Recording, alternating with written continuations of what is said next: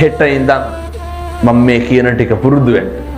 කාටවත් කුණුහරුපෙන් කතා කරන්න එපා. කාටවත් තෝ කියලා කියන්න එපා. කෙනෙකුගේ හිතක් රිදෙනවා නම් ඇත්තක්වත් කියන්න එපා. පැහැදිලිද?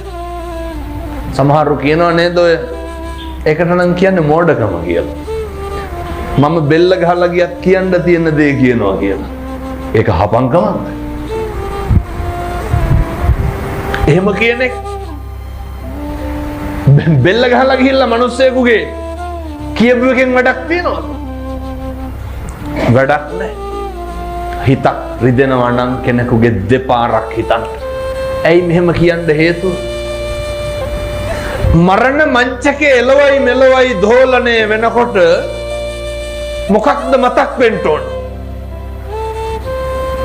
මම මගේ ජීවිතේ කිසි කෙනෙකුගේ හිතක් රිද්දලා නැහැ. මම කාටවත් තෝ කියලා කතා කරලා නැහැ. ඔක ගෙදරින් පටන් ගන්න නැතුව කියමු බලන්න කොහෙන්ද පටන් ගන්න. දරුවෙකුටවත් තෝ කියලා කතා කරන්න එපා. හරි මෛත්‍රියෙන් වැඩ කරන්න.